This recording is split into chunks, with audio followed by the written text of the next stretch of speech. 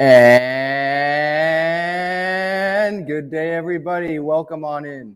Episode 139 of the Talking Friars podcast and YouTube show. Hope everyone is doing well.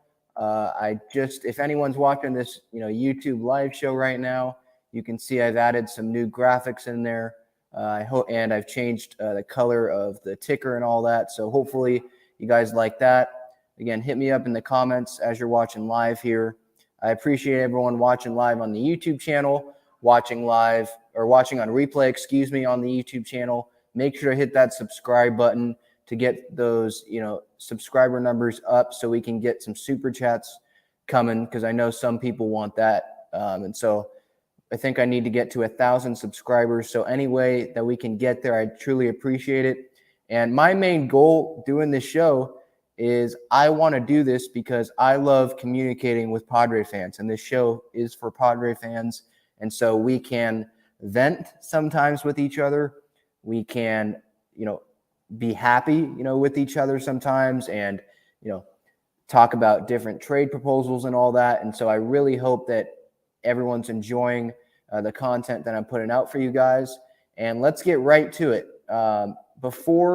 There's a lot of topics to, start talking about here. You have the new home run derby that's happening with Adrian Gonzalez participating in it, and some softball players and stuff like that.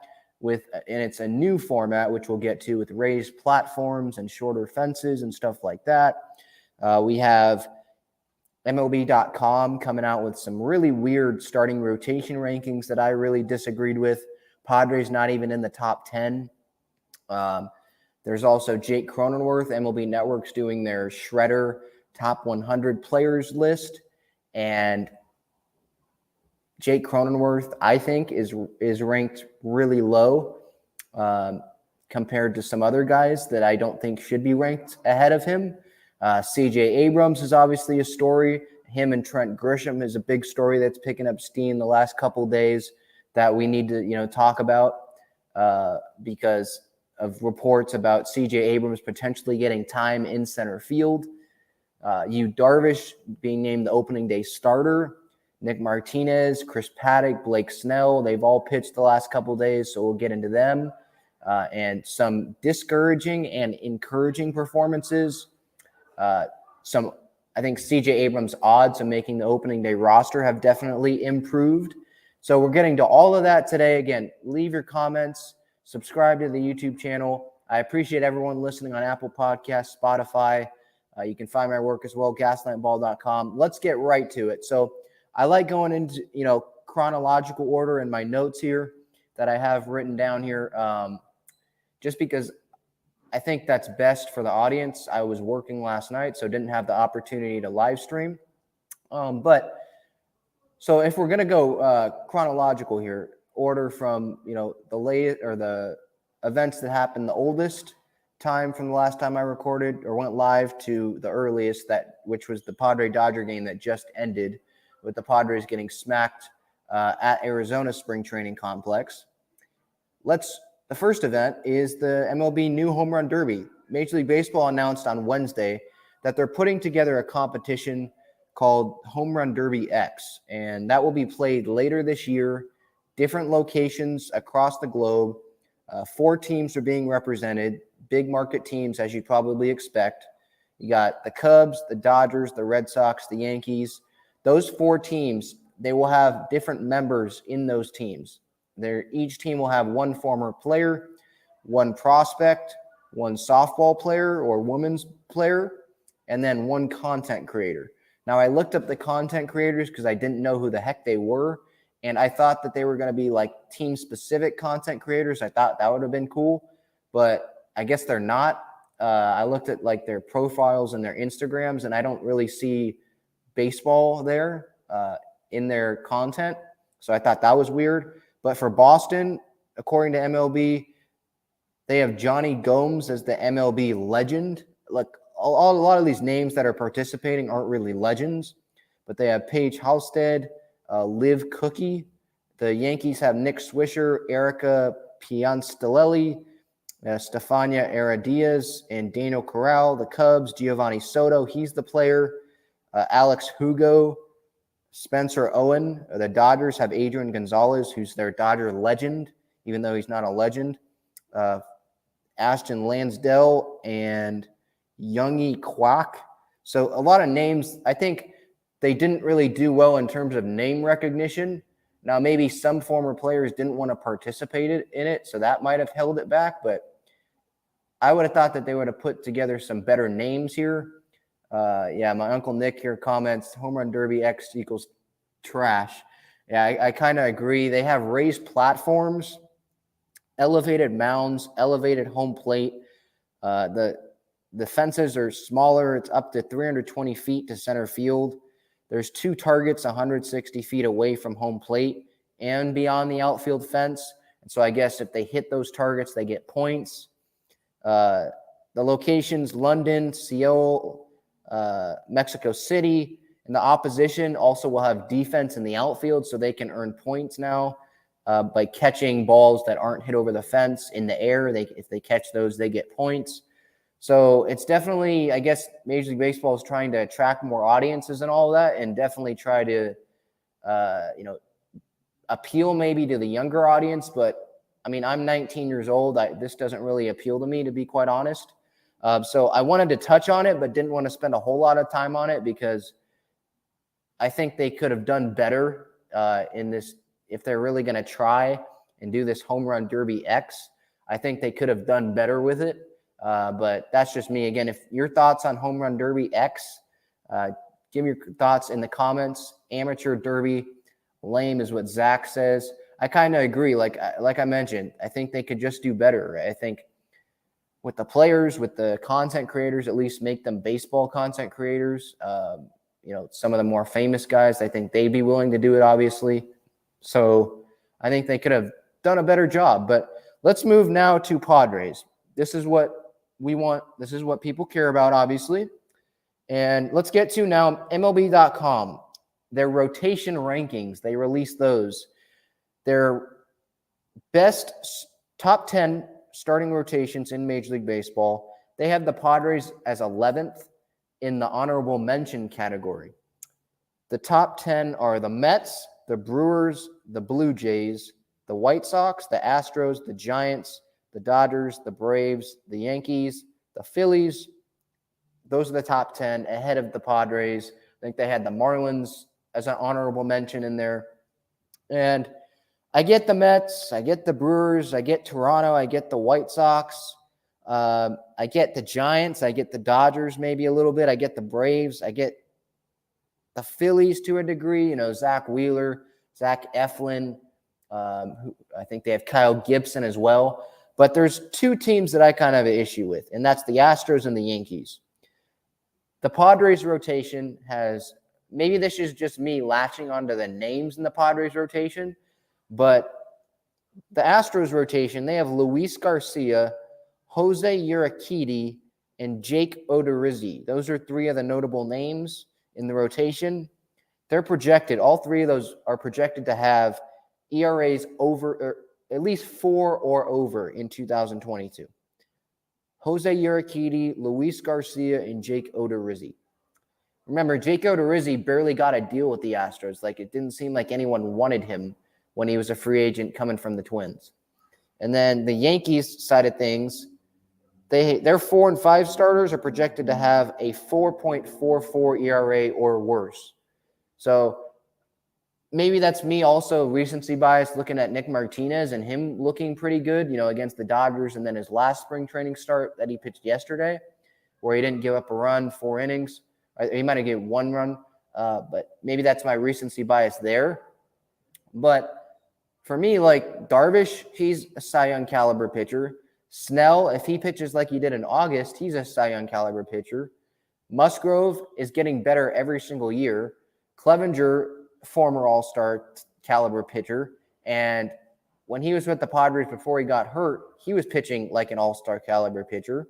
I get he gave up 8 runs in his first spring training start, but like I mentioned on episode 138, I'm not too concerned with that because it's his first spring training start after a long time away from Tommy John. And he realizes what he was doing wrong. His arm was late. His location just wasn't there. He knows what he was doing wrong. It wasn't like his velocity was bad or anything like that.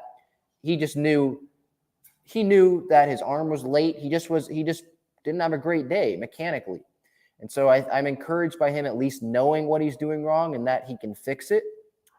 So with that starting rotation that they have, and then you factor in, probably they didn't factor in Gore, but if you factor in Mackenzie Gore, that makes their case even stronger because you'd have to think that he'd get some starts this year.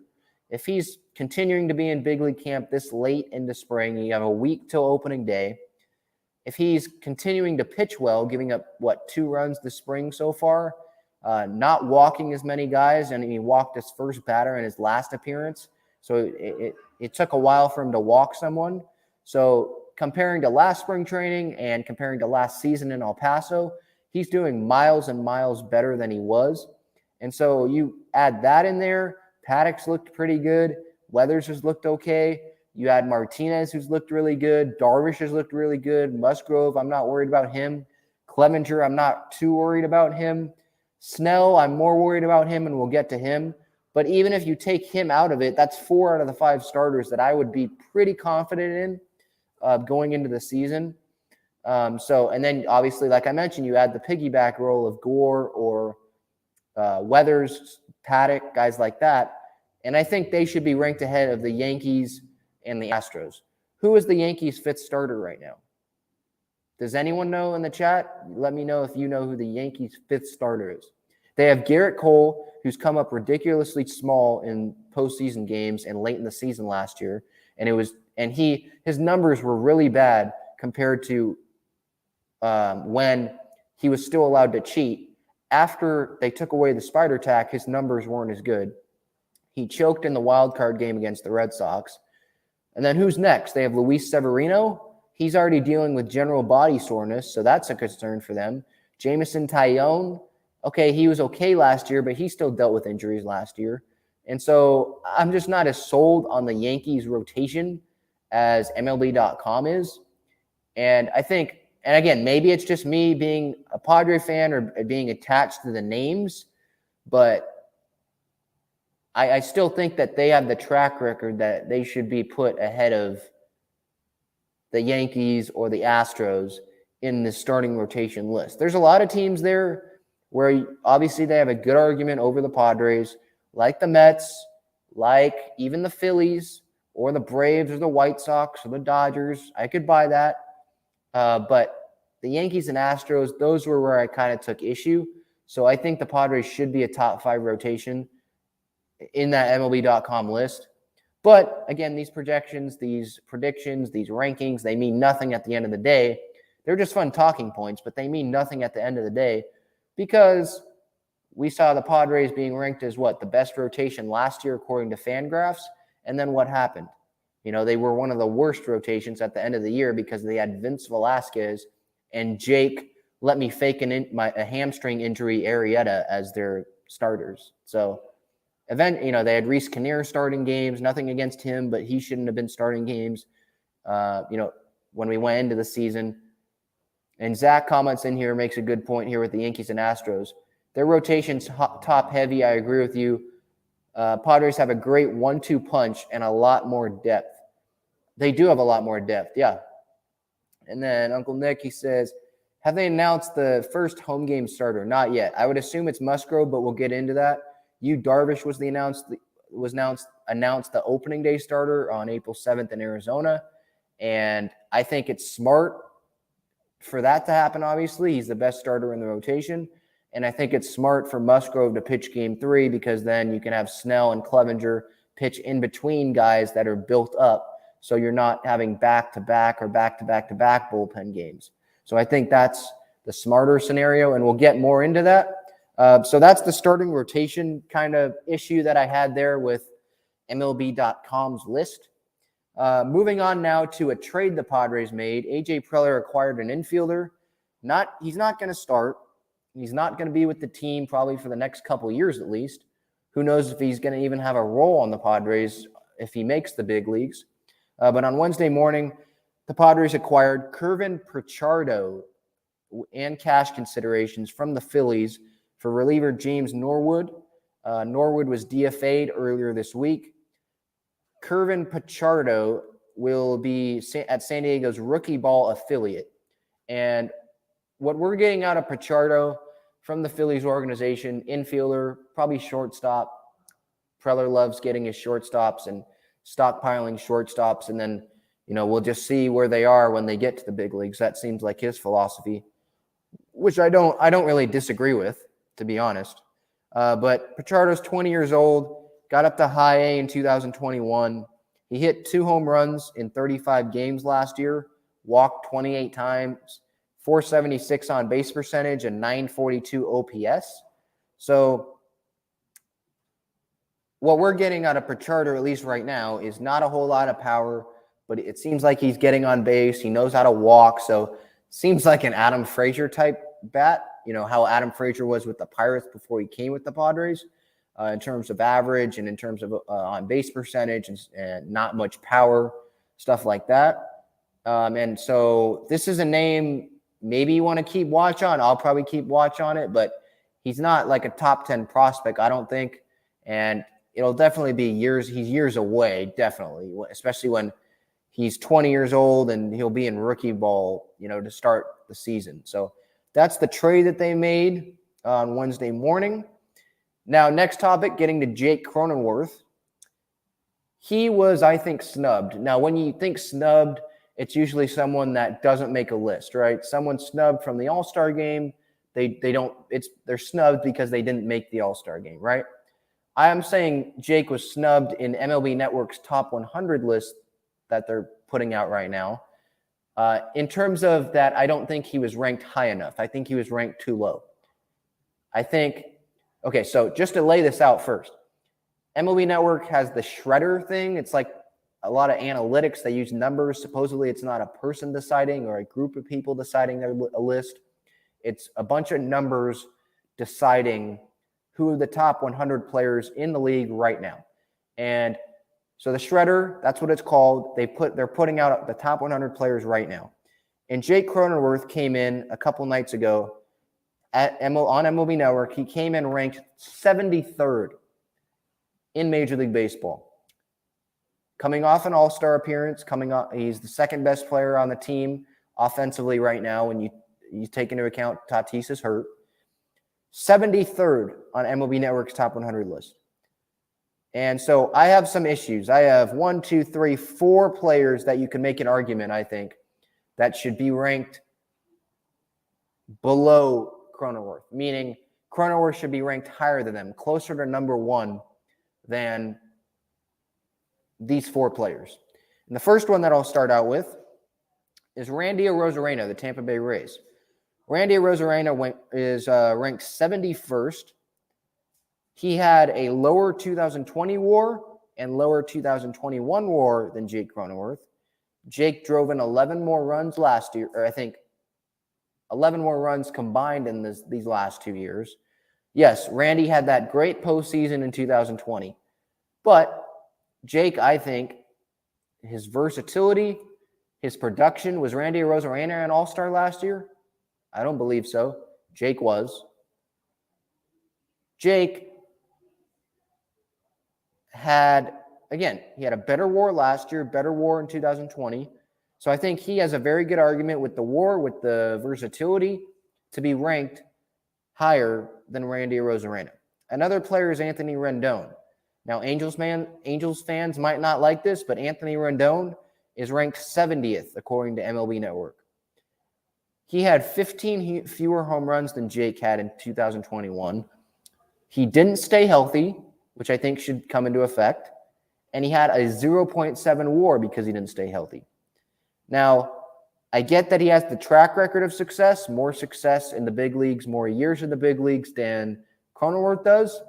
But the list of MLB Network's top 100 players right now, those last 2 words that I said right there, right now, that should be key.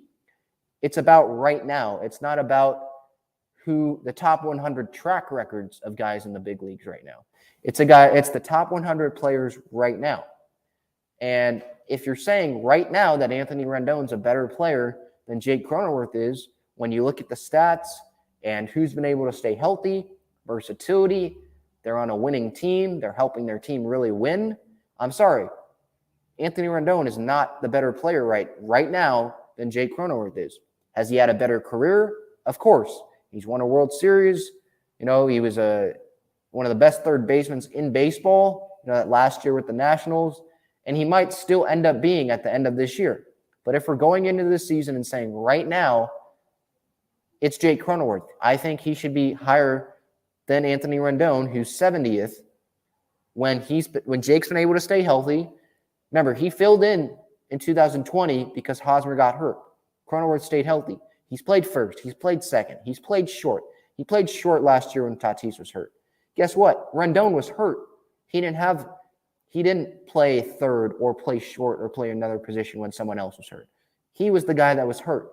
And I think that's something that definitely people should be looking at in terms of value. You should be looking at who are the guys that are going to stay healthy. Like the best availability, you know that old phrase, the best availability or the best ability is availability. And Jake Cronenworth has been available more than Anthony Rendon has. And if you're judging on the last couple years and then you look on the outlook this year, I think that Jake Cronenworth has a better case than Rendon in terms of the top 100 players. But that's my second guy. Third one, Francisco Lindor. He's ranked 68th. He's coming off 2 down seasons. He had a 4.5 WAR the last 2 years combined, compared to Jake Cronenworth's 5.8 WAR the last 2 years combined. And then like Rendon, I get that Lindor has the track record, but it's the same thing. You have to judge it on right now.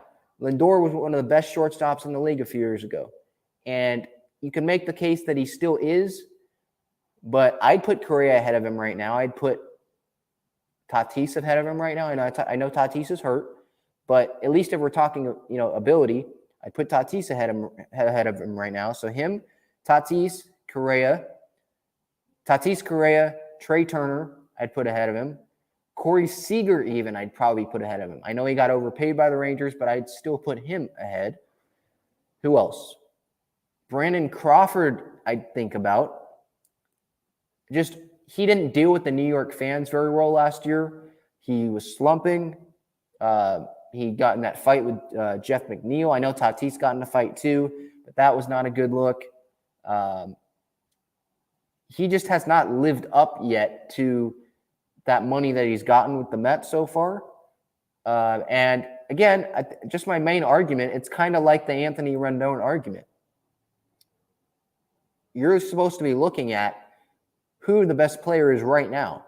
And right now, Jake Cronenworth is coming off the better last couple seasons. And right now, Jake Cronenworth is the reigning All-Star. Lindor's not. And I think that has to come into play as well. Both were on teams that didn't make the playoffs last year, so you can't have the argument of, Lindor was at least on a playoff team. No, you can't have that argument. So he's not playing up to his contract yet. Rendon, Zach makes a good point here in the YouTube comments. Rendon also isn't, playing up to that massive contract yet either. So these names, Arozarena, Rendon, Lindor, I have one more, and that's Javi Baez. I don't think they should be ranked higher than Jake Cronenworth on this list.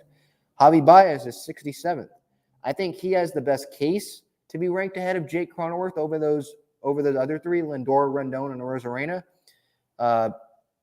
Because, he does have some production. He has more home runs than Jake does. He hit more home runs than Jake did last year, but he has a lower WAR the last 2 years than Cronenworth. He struck out more than 2 times the amount Jake did last year, and Jake played in more games last year. So you have the consistency at the plate. You have playing more games. You have the All-Star appearance. You have just the better, at least for me, the better overall player, versatility, not going to strike out all the time, someone that you can really count on to produce and not have these big 4 strikeout games and these prolonged slumps. I'm going with Jake Cronenworth. That's who I'm going with. And so I get Mets fans or Cubs fans, or now Tigers fans, might have an argument, and they have the best argument, I think, over the other three, Rendon, Rosario, and Lindor, to be ranked ahead of Jake. But I'm a big fan of consistency. I'm a big fan of not striking out and putting the ball in play. You can call me old school or whatever, but I think there's still value in that. In order to hit a home run, you have to make contact. I get that Javi Baez has hit more home runs than Cronenworth. He hit more home runs than him last year. But you still need to put the ball in play more than Javi Baez does, I think. And I think I get Javi Baez can play multiple positions, but Jake Cronenworth's versatility playing first base, playing second, playing short, that's a hard combination that you're not going to find other places around the league. Has Javi Baez played first base? I don't remember him ever doing that. He's played second with the Mets, played short, obviously. He's going to play short with the Tigers.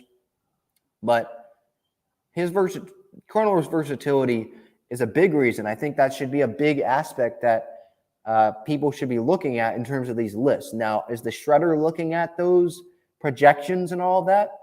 It's hard to say because they look at the numbers.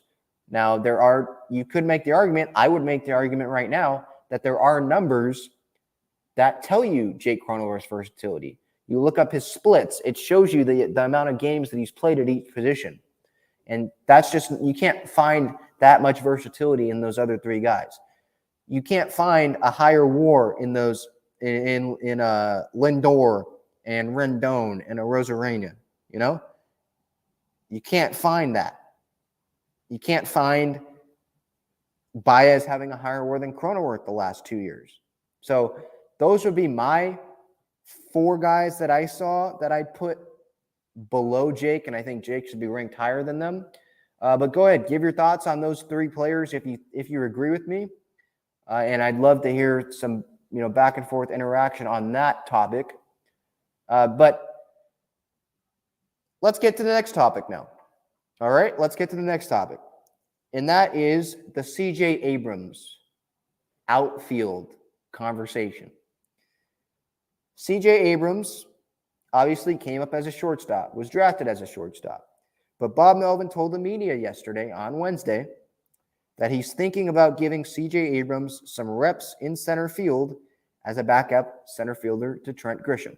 Now, when Bob Melvin said these comments, people went bananas on Twitter, right? They went bananas on social media.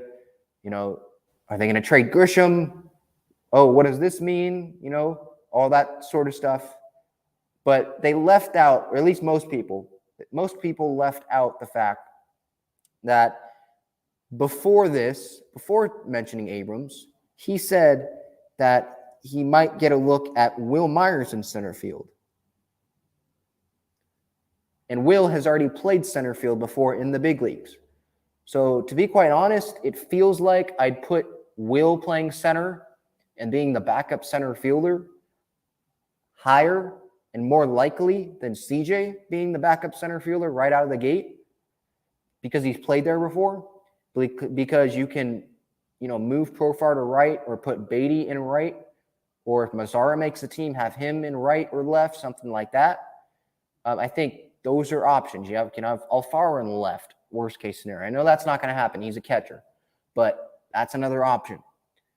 So I think Myers playing center is more likely at least to start the season because he's played there before and he's actually played the outfield period in the majors before or in minor leagues before. CJ hasn't played the outfield before in the minors, to my knowledge. And he obviously hasn't played in the big leagues yet.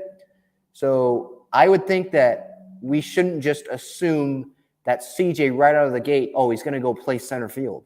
I think Myers has the greater odds to do that if they have a backup center fielder and they really, start putting other guys other than Trent Grisham in center field. And Jose Azocar, he's played center in spring. He's still on the big league camp roster.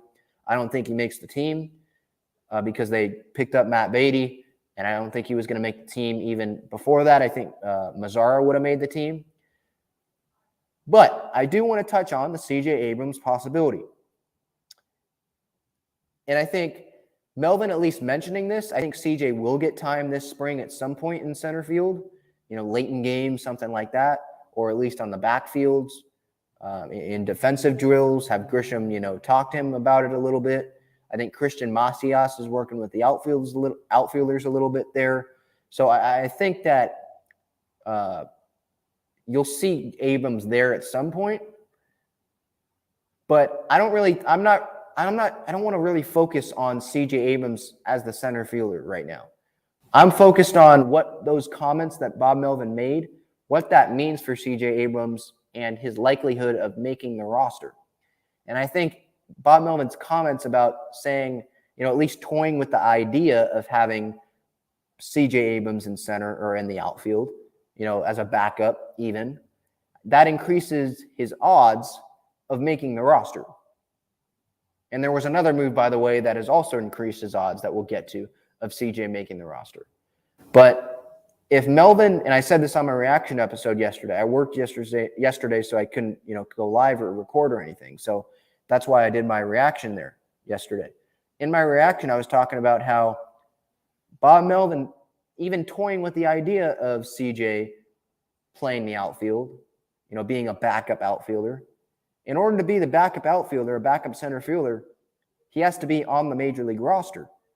Your backup center fielder is not going to be in AAA, because if Grisham gets hurt in the middle of a game, you can't just make the move in the middle of a game and transport a guy from El Paso to San Diego. That's not the way it works. You got to be on the roster. So I think him at least, mentioning a backup center fielder, he has to be on the roster for that. So you would think that the Padres are leaning towards CJ making the roster, or else I wouldn't think that Bob Melvin would even utter the possibility of him being a backup center fielder, or even thinking about him being a backup center fielder, because again, he has to be on the roster. So I think that's a positive development there. Now, I was also one aspect, the platoon situation that, some fans might wonder if there could be some type of platoon. That's not going to happen. CJ Abrams is a left-handed hitter. Trent Grisham is a left-handed hitter. Platoons don't work like that. Platoon is left and right-handed hitters. That's how you platoon. Both are left-handed, and so it's going to be Grisham getting the majority of starts in center. If he's not playing, then that's where maybe CJ Abrams would come into play. That's where, if Grisham gets hurt, CJ Abrams might come into play as that left-handed center fielder. But they're not going to platoon, so I wanted to touch on that. Another thing, this could groom CJ Abrams to move to center field when Tatis returns, right? Could move Grisham to right field through 2025 or move him to left, whatever. I think moving him to right field would be the best situation for him. Gold glove center fielder, has range, all that. Right field's pretty dang big at Petco. Left field is not as big. And then you have CJ Abrams in center, who's speedy, who can help cover that left field gap if you don't have a speedy guy in left or like a big defensive guy in left. But this, putting CJ as the backup center fielder, if this happens, again, it hasn't happened, hasn't had reps in center yet, but if it does happen, and if he's, taking fly balls and batting practice before games in center field every day, and Tatis comes back and CJ is hitting well, and they still want Jake at second, this could really put CJ in center field. And this would make the team better. Putting CJ Abrams, assuming that he hits, and they have to keep his bat in the lineup when Tatis returns, and he goes to center, and you move Grisham to right, and you have Myers in left, that makes them a better overall team. Because now all of a sudden, you don't have a utility guy being your left fielder who doesn't have power and jerks and Profar. You can have Profar play the better role that actually fits him. And that role is being a utility infielder. He can play some outfield, but being a utility infielder, I think, is his best role. And so putting CJ in center would force Profar out of left because you have Myers in left, and then you have Grisham in right. That's how I would align it. If Tatis, comes back healthy, if he returns, if CJ is not struggling hitting-wise, and if they do decide to put him in center. That's the alignment, and I think that would make them a better team. And so that's another aspect of this. There's a lot of aspects that could go into CJ being a backup center fielder and what that could lead to. What I don't think it will lead to, and I think it's frankly dumb for people to even suggest this, is Trent Grisham to be traded. You know, people bringing up, okay, they're toying with CJ in center. What does that mean for Trent Grisham? Oh, is Trent Grisham going to be traded? Oh, my goodness, he's going to be traded? What the heck? No. He's under contract through 2025. You know, Bob Melvin is putting him at the top of the lineup for a reason. I know Tatis is out, but you don't just put him at the top of the lineup just to put him there. He still believes in him. He still has to believe in him, right? He was a Gold Glove center fielder in 2020. I get it was a shortened year, but he still was. He covers ground pretty well in center field. So he's valuable to this team. I like the swagger that he brings to this team. And I'm looking at it from a point of view, if they do have CJ as the starting center fielder in the future, you move Trent to right, he can cover ground there, like I mentioned earlier. Myers probably won't come back after this year.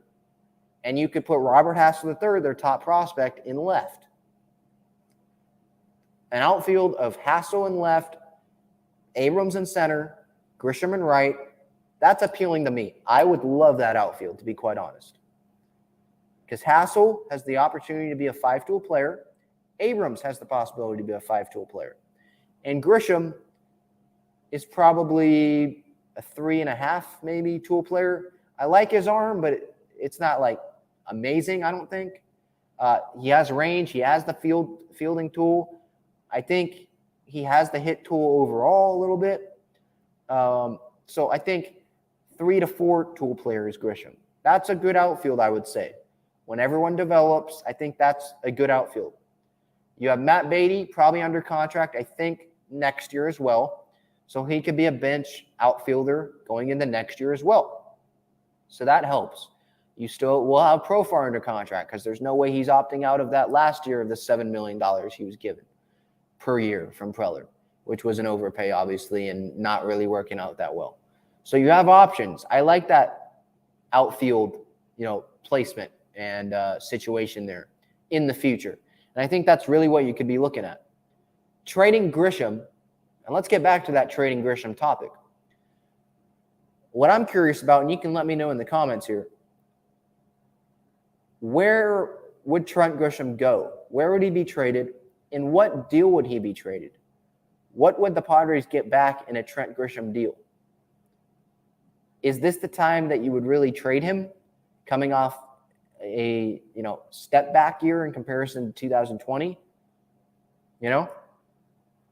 They were approaching him about an extension, I believe.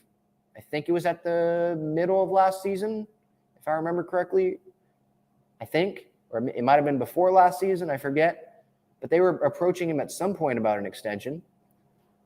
So to go from approaching him about an extension to now trading him, why would you do that?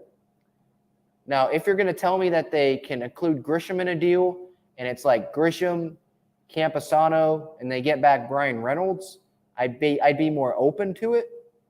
But at the same time,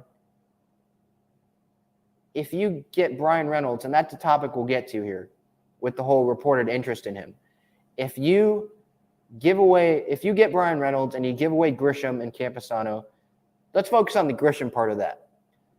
How much better are you really getting this year? Because you have who's going to be your center fielder. You have a guy who's never played the outfield before as the backup center fielder, or would you have Will Myers play center field? Okay, if you have Will Myers play center field, is Jurickson Profar your right fielder now? Or Matt Beatty? And now you have your outfield of Bryan Reynolds in left. While he was an all-star last year, that's great and all. But then you have Will Myers, who's not great in center. Then you have, let's say, Matt Beatty in right, because you could allow Profar now to maybe, be a utility guy. Does that really make you better? I'm not so sure. Especially weighing it with the fact that you could have an outfield of Hassel, Grisham, and Abrams as early as next year. I like that more than an outfield of, Myers and Reynolds and Profar or Beatty this year. I don't know about you. Let me know in the comments, but I just don't know really what trading Grisham would really do for the Padres, especially this year. And you can't just throw away this year. At some point you got to win. What's the point of having Bob Melvin? I've been through this argument before. What's the point of having Manny in his prime and Jake in his prime and Tatis coming back at some point, later this year, and bringing in Jorge Alfaro and taking a risk on him, and bringing in Matt Beatty, and bringing in a fifth starter and overpaying for Nick Martinez, it seems like, and bringing in Ruben Niebla to fix Gore? What's the point, Clevenger extending him before he got the Tommy John surgery so that he could pitch this year? What's the point of doing all of that if you're not trying to win this year? So I'm curious your thoughts on the whole Grisham thing. He's not getting traded. I want to put that out there. I don't have sources on it, but I'm pretty confident he's not getting dealt. And if he does get dealt, they better get back someone who can play some center field, right?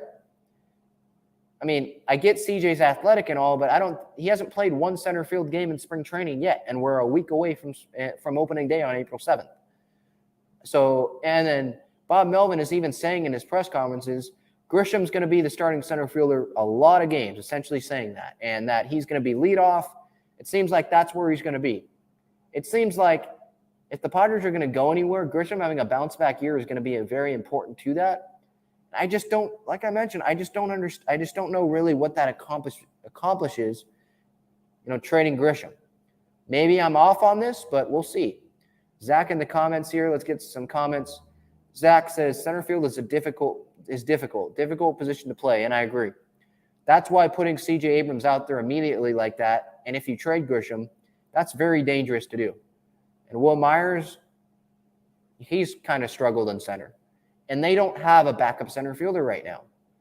And so that is a worry. So I do agree. And I think having someone who can play center field, who's already won a Gold Glove in center field, who has the range and is familiar with center field at Petco and other ballparks, is an advantage for the Padres. And I think they should utilize Grisham this year to that and use him to their advantage. Eric says, there's no one expect Machado or Cronenworth that would get us something decent back. I think he's saying there's no one except Machado or Cronenworth that would get us something decent back. In what deal? In a Grisham deal? Let me know, Eric. He says everyone else literally has baggage on them. Yeah. I'm not so much. I don't know if Weathers has a whole lot of baggage on him.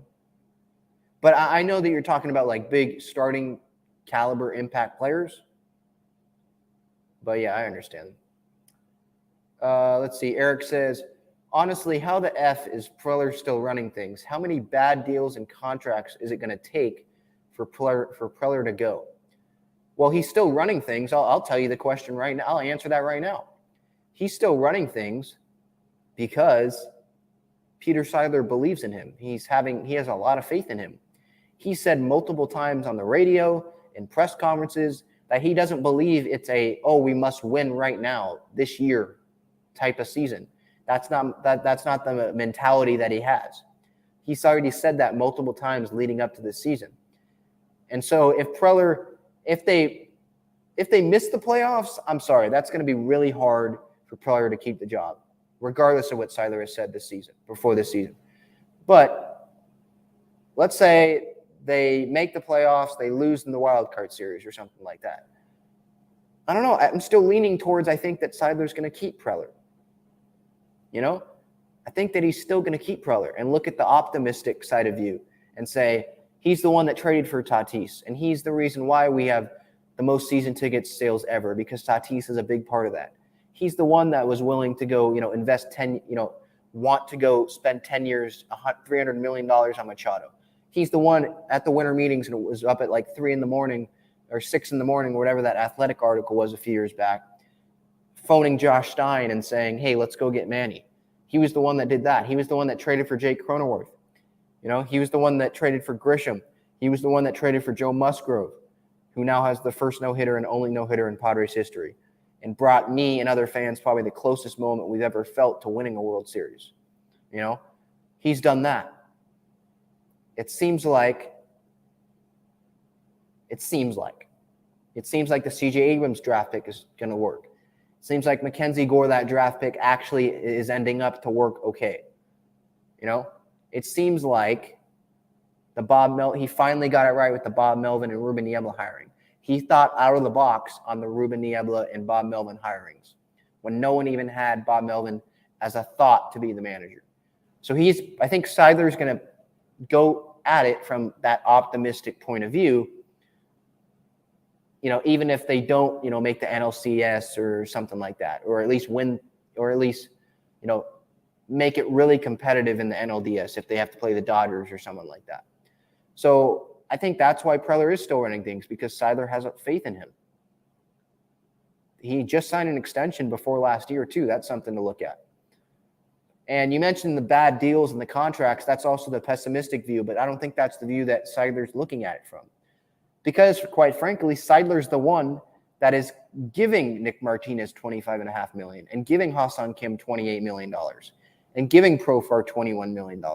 He's the guy that's been doing that. So it's not like he said no to these deals and Preller still did it. At the end of the day, Seidler's the owner. He's the one making these money decisions, and he's the one that ultimately says, hey, we're going to, you know, I'll allow you to go spend this money. That's his decision at the end of the day. So he's the one ultimately that is also, you know, agreeing to these bad deals and contracts. And how many more? I'll answer. That's probably the third part of that question, Eric. How many more bad deals and contracts is it going to take for Preller to go? I don't know if there's a number to that because of how much faith Seidler has in AJ. You know? Are we counting deals that are, you know, like the Pomerantz and Martinez and Kim and Profar? If those don't work out, are those 4 deals that we're counting about? Is that another 4? Because if we're counting that as another 4 instead of 4 bad deals already, then maybe it might be even more moves down the line for Preller to go. I don't know the answer to that, but the only person that knows the answer to that is Peter Seidler, you know, at the end of the day. And I think a lot of his decisions are going to be based on results. And I think it feels like, at least right now, the only way Preller's not here with the Padres in 2023, you know, after the 2022 season, is if, like, they don't make the playoffs. Like, because with the expanded postseason and Bob Melvin and all this stuff, all the additions, and you have Clevenger back and all that, you got to make the playoffs. There's no excuse.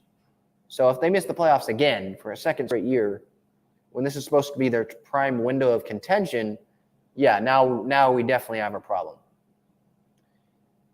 All right. Let's see.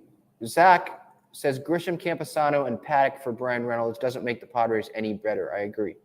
Yeah, and you could make the argument that it makes them better in terms of their offense because you have a 6'4" player in there now.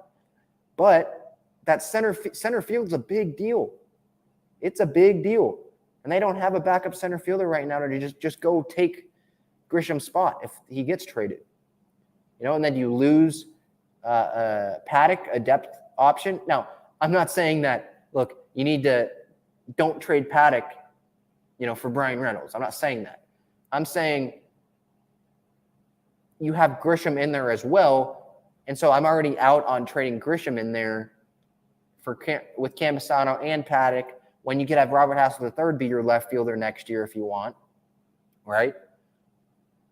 I wouldn't, you know, it's just I would not do that deal when you're looking at guys that have gotten better, that are in the farm system, guys that are trending upwards, and you're trying to win this year. And does it make them a lot better if they're parting with their starting center fielder, probably someone who's going to start games for them at some point this year in Paddock, for a starting left fielder? You know, it just, you're filling holes, but then you're giving the Padres more holes, if that makes sense. So, yeah, I agree with that. Lakem says, I wouldn't mind trading Chris Paddock or Ryan Weathers for a left fielder. I wouldn't mind trading them either, but it's going to take way more than that. I'd be okay trading one of them and Campusano and another prospect or something for, a Bryan Reynolds.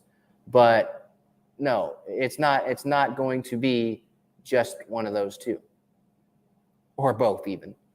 All right, Eric says, as long as Preller is running ship, I'll keep expectations low. No way we're ever passing the Dodgers with Preller doing Preller things. I kind of agree with that in terms of the division because the Dodgers are really stacked right now, but they can still pass them in the postseason. Like, that's all that matters at the end of the day. You make the postseason and then you get past them. You win a World Series instead of them. That's at the end of the day what matters. So I get what you're saying. They're not passing the Dodgers in terms of like the division, if that's what you mean, the regular season. But if they get Tatis back, and I know it's a lot of ifs, we're just playing the if game right now. But if Grisham has a bounce back year and Clevenger and Snell can, stay pretty healthy, Nick Martinez continues to trend the way he's going in that fifth spot, and Robert Suarez, ends up being a really good signing, like it seems like it is right now, and Pagan bounces back, and you get something out of the catching position, this roster suddenly, looks a lot better. It suddenly looks a lot better. That's what I would say about that. So I understand where you're coming from with that. Let's see. And then Quan says Merrill is another option, to get traded because there's the logjam at short. I think he's another option as well. I do agree with that because you have Tatis, right? You have Abrams, obviously. You have Cronenworth can play there. You have a lot of options for shortstop if injuries happen. And so, yeah, I could see that, but I don't want to give up on him yet. I think he's just going to get better, and the better he gets, the higher his trade value is going to be. And so Merrill is a better option to trade than, say, Robert Hassel or Gore or Abrams, obviously. But I don't know if – I guess it'd have to depend on the package. Who else with Merrill? Because I think it'd have to take more to get Bryan Reynolds. Boogeyman says, getting the best left fielder won't do a damn thing. It will do a damn thing. It will do something. But I just go back to the point I made a few moments ago. You're filling one hole, but then creating another hole, I think. Because you're not going to have as much starting pitching depth. You might have a left fielder now, but who's going to be your center fielder? You're just going to throw Abrams out there without any outfield experience? Or you're going to put Myers out there who's not great in center field? And then you're going to have Matt Beatty or Profar play right and play in right. And then you just have the same problem in right that you did in left in terms of offense production. So you're just creating more holes, I think. You're filling holes, but then you're creating holes. So how much better do you really get? I think that's a valid question to ask. All right, let's get to that Bryan Reynolds discussion before we get to that Wednesday game and then Thursday's game, because a lot of the comments here are talking about Bryan Reynolds. So I think it was my plan, but I think this is a good time to definitely segue into this Bryan Reynolds conversation here. Bob Nightingale, let's set this up. Bob Nightingale, our favorite, maybe second favorite behind Ken, because of what he did to us with Scherzer last year. But Bob Nightingale, our favorite, one of our favorite reporters in terms of screwing Padre fans, saying today, the Padres have engaged in trade talks with the Pirates on Bryan Reynolds. San Diego has pitching depth, and Paddock, Weathers have been mentioned in discussions. Now, people were, up and, they were excited about this. I saw people excited and, welcome to San Diego and all that stuff. And see ya, Jackson Merrill, I think I saw a couple times. Look, this, I don't even know why he even tweeted this. Like, I guess to get a reaction, but this is old news. They've had discussions. Maybe the new news about it is that they've been having discussions this spring. I don't think I knew about that, about them having discussions this spring, but they've already been interested in Bryan Reynolds. They were interested post-lockout. There were reports about it. and that the Pirates, Ken Rosenthal was saying that the Pirates probably wanted C.J. Abrams. And so I was like, no, we're not doing that. Fans were like, and then Jim Russell, he's changed his tune. He's come on my side about it, and good for him. But he was saying, he immediately was saying, his instant reaction, I'd trade Abrams for a 6-WAR player in a heartbeat, something like that. And it's like, hold on a second, step back. Let's let this guy play in spring training again and impress again in spring training and show that he's ready. And you'd have him for a smaller contract and more years of control. And he can be better than Bryan Reynolds, I think, when he gets stronger. Let's hold off on that. Take a chill pill. But getting back to, this report from Nightingale, it's not news here. This has already happened. This was already being talked about. And Kevin Acee said today that this wasn't new, and that's what he was saying, and that the Padres would rather deal from the catching position, Caratini, Campusano, someone like that, than the pitching depth, because obviously the pitching depth, last year, that got crushed. And I think there's more uncertainties in terms of health pitching-wise than there is catching-wise. So I understand where the Padres are coming from there, and I think it is smarter to deal away depth catching-wise than pitching-wise. But I don't see this deal happening, because I think that the Pirates are going to want Hassel or Abrams, and I would not do that if I was A.J. Preller. I think that would be dumb. I think that wouldn't be smart. I understand that Bryan Reynolds was a 6-WAR player last year. Do we know that he's going to do that again this year? I don't think we know that. Do we? Because I don't. I get to hit a home run in spring training this year, or today. But that's not guaranteed that he's going to replicate that again. And C.J. Abrams is like showing that he belongs in the big leagues in spring training right now.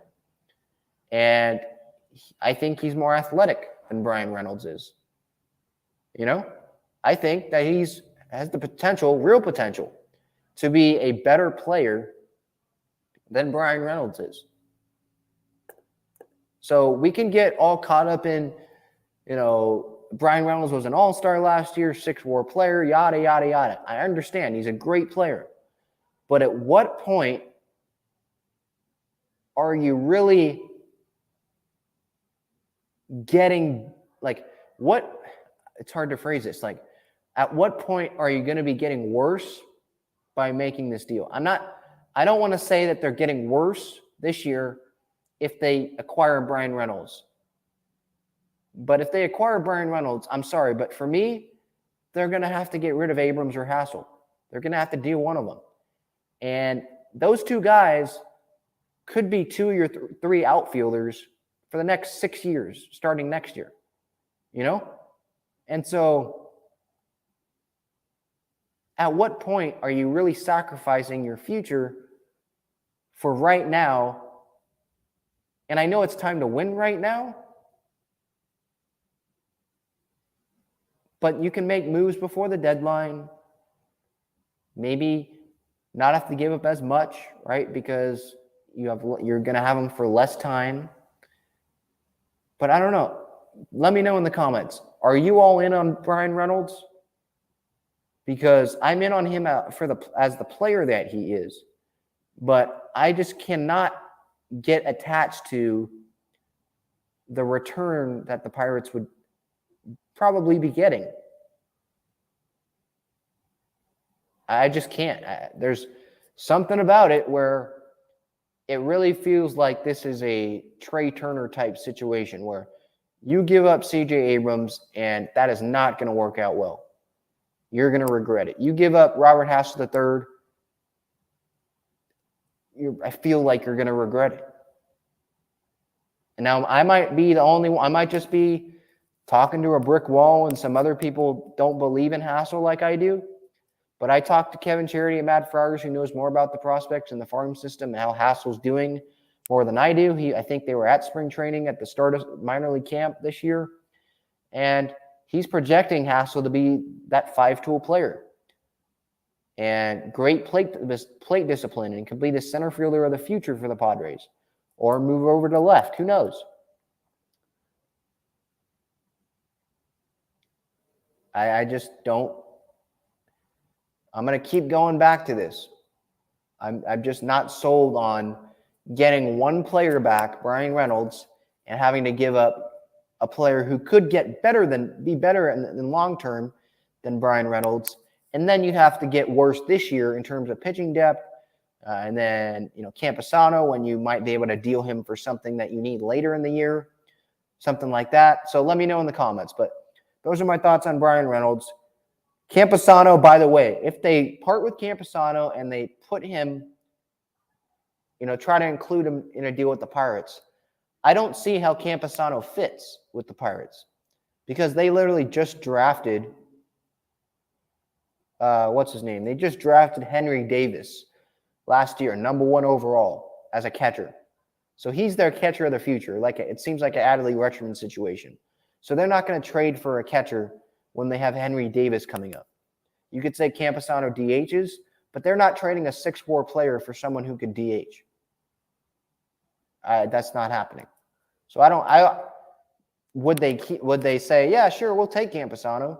Yeah, they might say that, but I don't think they believe that he fits them as the main centerpiece in a deal like that.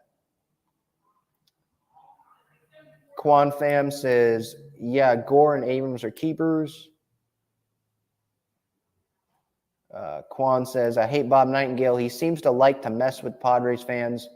With Cruz, Suzuki, Freeman, Castellanos, Bryant, the list goes on and on. He's been wrong every time. Yeah. I mean, you can even go back to the whole Trevor Bauer situation last year, where he said Trevor Bauer has a deal with the Mets, and then he ends up signing with the Dodgers the next day. So the next morning. So yeah, he's been wrong. And so it's a report, right? He's a verified reporter and all that. And so and along with everyone else, that's going to be like a talking point, right? That's going to be it's going to be something that attracts a lot of attention, right? But I don't want to put too much into the Padres' interest, because it is Bob Nightingale. And so he might end up just being traded. He might end up just being dealt, to be quite honest. All right, let's move to Wednesday's game yesterday. Padres end up beating the Brewers 4-2. Nick Martinez started. And based on his start yesterday, it feels like he's going to be the 5 starter. It looks like he has that 5th rotation spot pretty much locked up. And especially with Snell and Clevenger, and it doesn't look like they're going to be ramped up, and it's probably going to be a piggyback situation. It feels like Paddock will be more of a piggyback situation. And getting to Nick Martinez yesterday, 4 innings, no runs, 2 hits, only walked 1, struck out 4. He has a 1.29 ERA this spring. And so right now, if he continues on this trend, he will have proved me wrong and fans wrong, at least for the first year of this 4-year deal, in terms of him being an overpay. Because I didn't think any other team was willing to give him $25.5 million or anywhere near that, especially when the pre-lockout agreement, according to reports, was $20 million, and the Padres, give him $5.5 million more than that. So I thought it was an overpay, and it might still be. This is spring training, but right now you really gotta like what you see out of Nick Martinez. Not giving up a run, 4 innings. I get it wasn't the A Brewers lineup, but he did face the A Dodgers lineup in his first start, and he only gave up 1 run, and it was to arguably the best opposite field hitter in baseball in Freddie Freeman. So he's looked really good this spring, and he, for me, is the 5th starter. He's earned it. And I think he was going to get it, because it would not have been a good look to have Chris Paddock as the 5 starter ahead of Nick Martinez when you just gave Nick Martinez $25.5 million. to theoretically, essentially, go be the 5-star. So I think that definitely would not have been a good look if you're AJ Preller, if you're Bob Melvin, and making that decision. So that was Nick Martinez. Robert Suarez did go as one scoreless inning yesterday. Didn't give up a hit. Struck out all 3. The lineup was the closest to a real lineup, an opening day lineup that I've seen this spring, with Grisham in center, batting leadoff, Machado at third, Jake at second, Voit DHing, Hosmer at first, Myers in right, Nola catching, Beatty in left, could be Profar there, and then Kim batting ninth at short. And so Bob Melvin's going with left, right, left, right, left, right, right, left, right in terms of Wednesday's lineup. And now Alfaro, if you put Alfaro in there, he's still a right-handed hitter. But let's say, well, no, Profar's a switch hitter as well. So if Profar's where Beatty is, he can pinch hit there. Or he can, he can hit left-handed there and balance out the lineup still. But in terms of the lineup yesterday, I liked it. Grisham went 3 for 4 in RBI. Manny hit a home run. But the lineup, look, it seems first half top heavy because then you have after Voit, you have Hosmer, Myers, Nola, Beatty, and Profar aren't even really it doesn't really seem like they're, starting caliber, like real starting caliber, power threat, outfield, left field bats. Then you obviously have Kim, who's a backup shortstop, a backup infielder. So it's top half heavy, if you will. But in terms of what they got, I like that lineup. I would go with that lineup. I think if Alfaro is catching over Nola, I'd probably put Alfaro in front of Myers. But other than that, I like it. Maybe I'd have, if Profar is playing left field over Beatty, maybe I'd have Profar batting ninth, even if you do have that back-to-back lefties if a righty's pitching. But again, Beatty's usually would probably play if a righty's pitching. So you don't really have that problem because Beatty doesn't hit lefties well. It's righties that he hits well off of. So I like that lineup. Give me your ideal lineup in the comments. I'm curious to know what would be your ideal Padres lineup. Is it that? Because I like that lineup. I like all of that lineup. So Padres won 4-2 yesterday. Again, Manny hit a home run. He's going to need a big, MVP. He's going to need a big MVP start. Let's go to El de San Diego here. What's up? Hogwatch wants us to trade Campusano and Cronenworth for Bryan Reynolds. Okay, well, go tell him that Ben with Talking Friars is live right now, and he'd like to have a discussion with him because I think that is not a good trade. I'm fine with giving up Campusano, but again, he's not a fit for the Pirates. And giving up Cronenworth, how much better are the Padres getting if they give up an all-star and they're just getting an all-star back? How much better offensively are they getting? You can mention the C.J. Abrams situation where you put C.J. Abrams at second base, right? And so it would be fine like that. But the Padres eventually, if Tatis comes back, they're eventually going to be a better team if you have Jake at second, Tatis at third, or at shortstop, Manny at third, Abrams in center, Hassel in left, Grisham in right, as early as next year. I think that's the best team. How much better, that's my question, is how much better are the Padres getting if they trade away an all-star just to get back another all-star? How much better are they getting? When Cronenworth, especially Cronenworth's more versatile as well than Bryan Reynolds is. So I would say no to that. I would say no to that. I think the Pirates would definitely think about that. But, again, they have Henry Davis, who they just drafted for a catcher. So Campusano, I don't know if Campusano does much for them. So that's my thoughts on that. Now, getting back to C.J. Abrams, his chances of making the big league roster improved yesterday. The Padres optioned infielder Eguy Rosario to the minor leagues. And so I'm not even talking about his chances of making the opening day roster just because Melvin said he would get some time as a backup center fielder. I'm not talking about that. I'm talking about the Eguy Rosario demotion to the minors and being optioned to the minor leagues. Because Eguy Rosario, I thought if the Padres wanted to use the service time and manipulate that service time thing, and they wanted to do that, they could still have Eguy Rosario as a backup infielder on that roster and have Manny at third, Kim at short, Jake at second, Haas at first. You have Voit, and Beatty who can play first, Profar can play first. But as a backup infielder, in terms of someone who could play third, maybe a little short, sure he could play second, you could put Eguy Rosario on the roster. If you wanted C.J. Abrams to go to the minors so you have an extra year of service time and you take the chance that he won't win the Rookie of the Year this year, right? They could have had Eguy on the roster.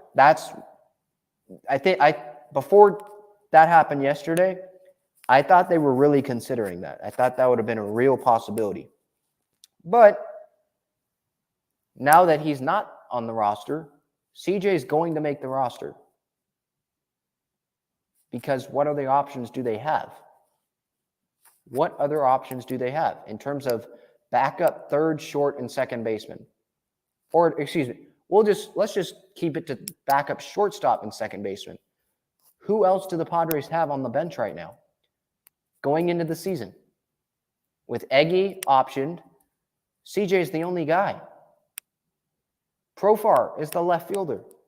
He's not an option. Manny's starting. He's not an option. Kim's starting. He's not an option as a backup. Cronenworth starting. He's not an option as a backup. Voit is not even, he wouldn't play second or short. And he's a DH. He's not even considered an infielder for me right now. They don't have any backup infielders right now. CJ is literally the only option. So Eguy being sent down, for me, it feels like, I don't want to say it's like a Miles Bridges tomahawk dunk, slam dunk that CJ makes the roster, but I do want to say that it's better than a layup. I think it's a dunk that CJ makes the roster. Not a slam dunk because anything can happen. Preller can make a move or something we're not expecting, but I think it's a dunk that CJ will make the roster. With Melvin opening up a possibility for him to back up Grisham in center, for him to back up, he has to be on the roster. And then you add that Eguy Rosario, the only other option, backup infield option, middle infield option, is now in the minor leagues. CJ's making the roster. I'd be very, very surprised if CJ wouldn't make the roster. And if CJ doesn't make the roster, to me, what that says to me is that someone else made it from outside the organization. Preller made another move. And I don't see that happening in terms of infield. Seems like he's focused on outfield. After Bob Melvin, kind of bashed him a little bit. Not directly, but he said in the press conference, I think earlier today or yesterday, saying that, with the lack of outfield depth, we're going to try Abrams in center. We're thinking about it. He was kind of like, okay, Preller, hey, you don't want Preller, you don't want CJ, you don't want CJ in center. Well, we're going to think about doing this if you don't get me some outfield help here. So maybe that comes into play. Who knows? Zach says, I still like Grisham leading off, but CJ would be intriguing at that spot with the speed. Leading off playing shortstop, if that's what Zach's saying, I'd be open to that, yeah. And then having Grisham be the 9-hitter or something like that, I'd be open to that. Because you're not going to have Grisham hit second or something, definitely not third or fourth. And then that's a good question. Dues Zarichi's 619.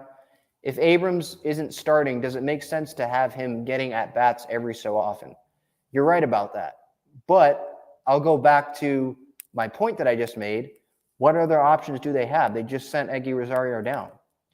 What other options do they have other than to have CJ on the roster? As a backup outfielder maybe, or at least as like a platoon option. You know, what other option do they have? They don't. So I get what you're saying. If he's not going to start, he'd be better served to get at-bats in the minor leagues. But at the same time, they don't have other options. It's like he has to be on the roster. So I think what I would do is I would kind of find the middle ground. I wouldn't start him every day, but I'd platoon him against right-handed hitters, or right-handed pitchers. I'd have him hit since he's a lefty, and then have Kim play and start at short when when there's a left-handed pitcher on the mound. That's how I would do it. And if that means you're putting Abrams at the back of the lineup, something like that, same with Kim. Okay, if that's how you want to ease them in, okay. All right, but to answer that question, they just don't have any other options. They just don't. Erie Fan Geeks is saying, Coach John Cotera was saying, unless C.J. Abrams has an opening day starter role, then keep him in the minors. You don't want to mess with his development. Well, I think he can still develop. Like, if he doesn't play before games, he can still face, those high-velocity machines, right? He can still platoon with Kim, like I was saying. So there's still opportunities for him to develop. But what I would say to Coach John Cotera there is they don't have any other options. Please let me know who the backup shortstop second baseman is right now that is not starting. Who is that? It's CJ. And Erie, he can't develop off the bench. I understand that. But he's the only option. I would platoon him at shortstop with Kim. If one of them gets hot, maybe you write it that way. But I disagree with the whole thing that he can't develop on the bench. He can still face pitching during batting practice against pitching machines. I know it's not the same, but he can still do that. I'm sure there are going to be some guys that aren't on the roster, aren't in the minors, that are with the club just throwing and stuff, and maybe he can stand in the batter's box during their bullpen sessions and just watch pitches to get more familiar that way. So there's ways I think that you can work around him developing, even if he's on the bench a little bit. And if he's on the roster, we've seen it during spring training, he's not going to sit on the roster every game. Sit on the bench every game. That's not going to happen. Bob Melvin's already said a lot of encouraging things about CJ, saying that, he's really performed. Preller said earlier this spring on the radio saying that he's passed pretty much every test we put in front of him. So they're impressed with him. So it's not like they're saying, oh, crap, we have to put this guy on the roster. He's just a bench warmer. No, they'll play him. It's just a question of how much will they play him. And I understand those questions about him, and it'll be better if he develops in the minor leagues and all that, but they just don't have any other options with Eguy Rosario being sent down. They could bring him up, but in terms of the start of the season, CJ's the only backup middle infield option right now that's not starting. And facts are facts. That's the facts. All right. So Eguy Rosario, option in the minor leagues, just covered that. Profar is the left fielder, Voigt's the DH, Alfaro, Nola are catchers, so they're not infield options either, middle infield options. So CJ's the only option. Let's move now to potentially one of CJ's teammates if CJ makes the roster on opening day, and that is Yu Darvish. Yu is starting opening day. On April 7th against the Diamondbacks in Arizona, he had a 4.22 ERA last year, 1.3 WAR, 30 games started, almost 200 strikeouts in 166 and a third innings, I believe, in 2021. Dealt with some back hip issues, right before the All-Star break, and then it kind of just kept bleeding into the second half, and that's why he wasn't as good. But this was expected. I think this is the right move. He's the best starting pitcher in the rotation, I believe. And the question was, obviously, it was either Darvish or Musgrove. Who's going to be the opening day starter? And if you're reading the tea leaves and all that, it was going to be Darvish. Musgrove wants to start that home opener in San Diego at Petco Park in front of that sold-out crowd against the reigning, defending World Series champion Atlanta Braves. He wants that. And I don't think he cares if he's the 3 starter in Arizona. Being the 3 starter in Arizona, by the way, isn't bad. You're going to be pitching on the weekend, on Saturday. It's not even like it's even on Sunday where you have the Masters there, going on. The Masters Sunday. Masters will be going on Saturday, but like the full attention, Padre fans, people won't be working on Saturday. You'll still get him. You'll still have Musgrove there on that Saturday game. I don't think he cares about pitching in Arizona like that and pitching, opening day. I don't think that's in his mind. I think he cares about pitching in the home opener. And if he pitches the home opener, and that home opener obviously is at Petco in front of his family and all that, him pitching that home opener, not only would that be good for him and good for his family and all that, but it would also be good for the Padres pitching staff. Because we can go through this rotation. You don't want Darvish and Musgrove pitching, Darvish going game 1, and then Musgrove going game 2, and then you have to go Snell, Clevenger games 3 and 4, and games 3 and 4, maybe Snell and Clevenger they go 1 inning or something. They have these type of spring training performances, and then your bullpen is just absolutely taxed. You don't want that to happen. You really don't want that to happen. So having staggered guys built up, Darvish game 1, Musgrove game 3, Martinez game 5, you have those 3 guys staggered that are seems like going to be fully ramped up. They're going to be ready. That should allow the bullpen to go all out in games 2 and games 4.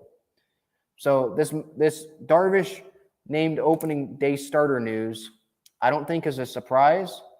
I don't think it should be a surprise. If you were surprised, you probably weren't really paying too much attention to what the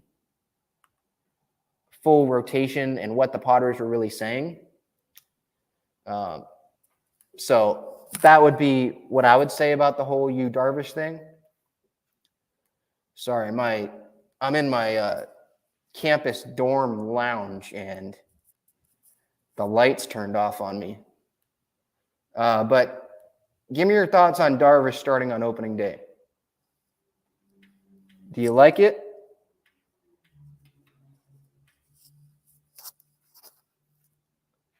Let's see what we got here. Quan says I would do Darvish, Snell, Paddock combo, Musgrove, Clevenger, Weathers combo, and Martinez. Yeah. I'm pretty much on that. Yeah. I'm pretty much on that same path.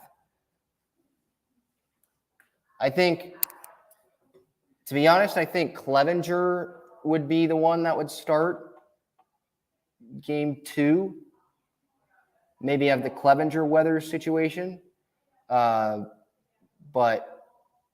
I'm with you in terms of having starters, having that 1-3-5 type thing where those three guys are the ones that are built up, right?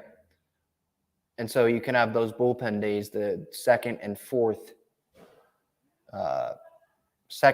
games of the season, second and fourth pitchers in that rotation. And so I'd probably, with that Darvish, then Snell Paddock combo, then Musgrove, Clevenger, Weathers combo, Martinez, I would probably,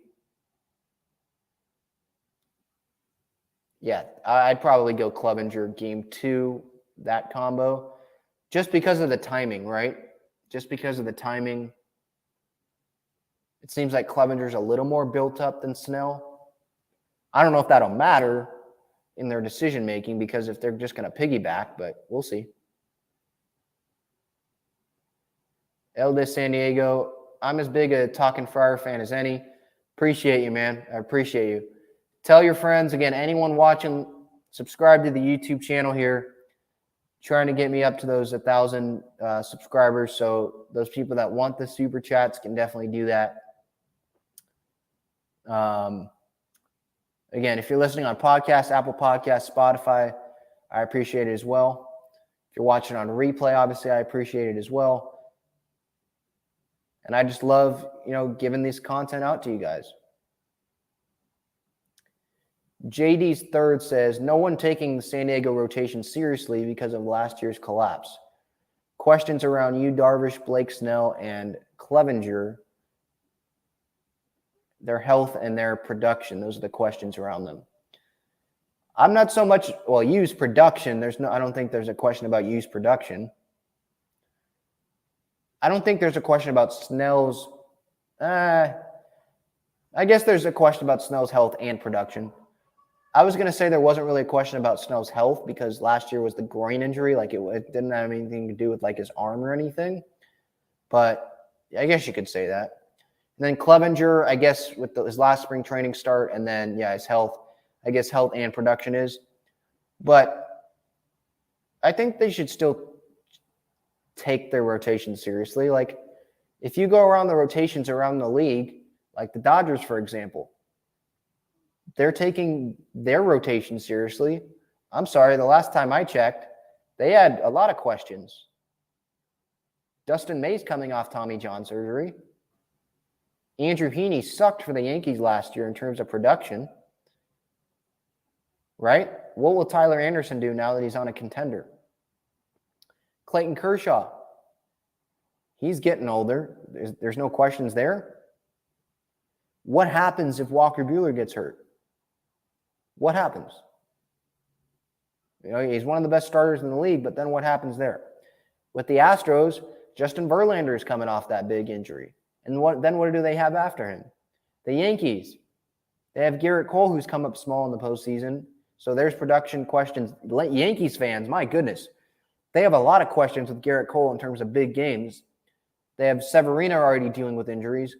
There's a lot of teams that have these injury question marks. It's not just the Padres, but MLB.com and other people are taking their rotation seriously. So I don't know. I think people need to still take the Padres rotation seriously.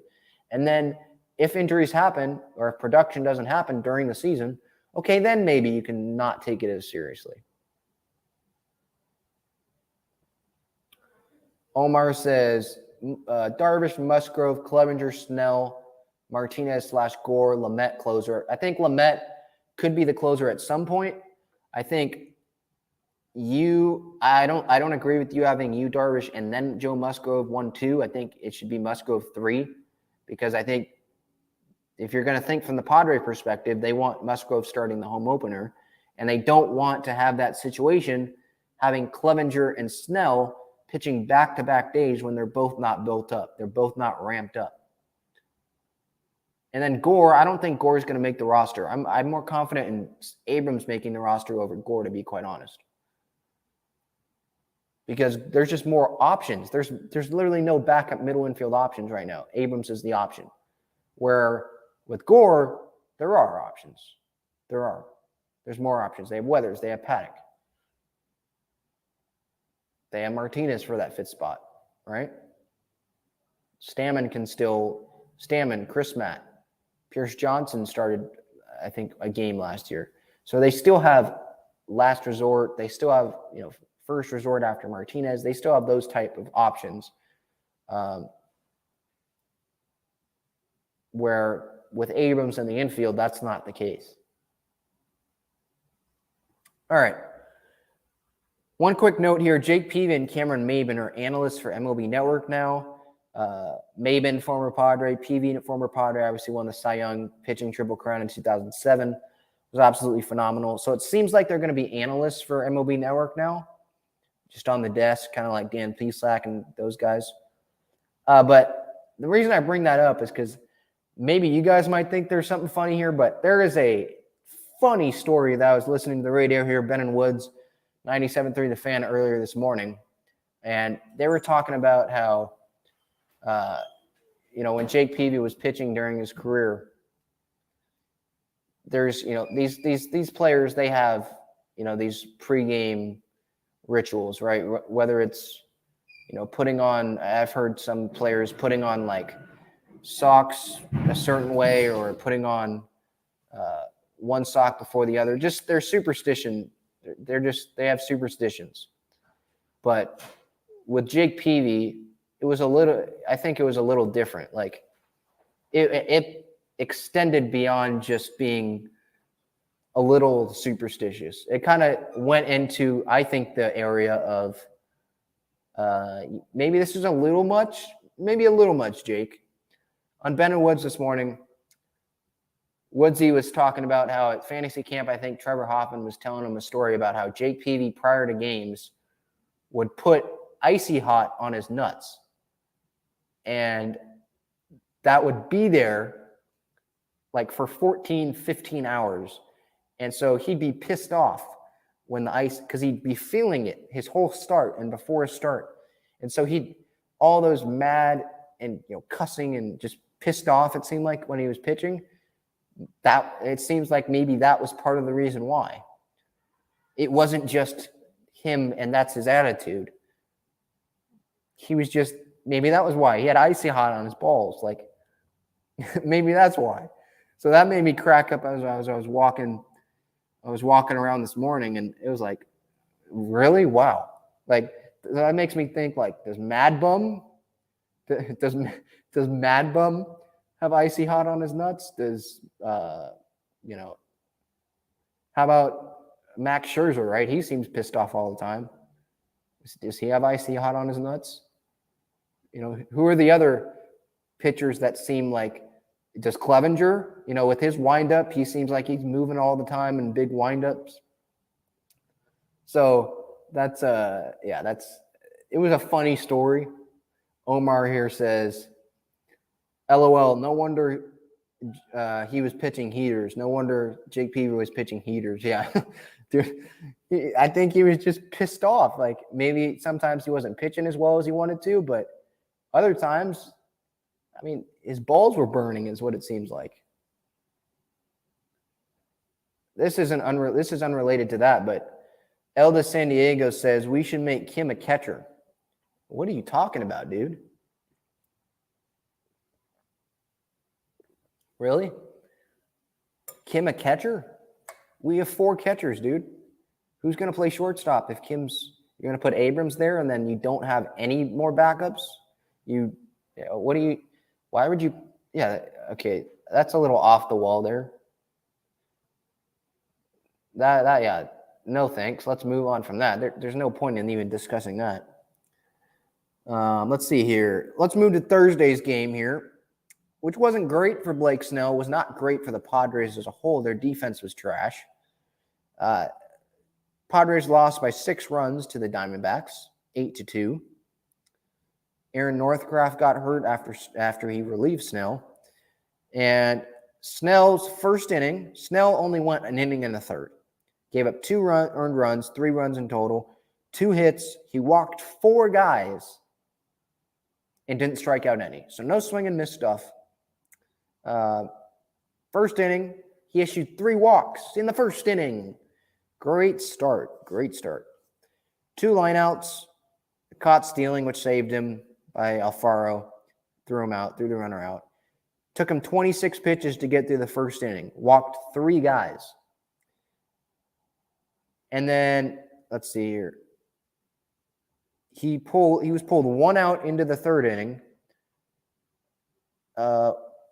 Walked 4 guys through his first time through the batting order.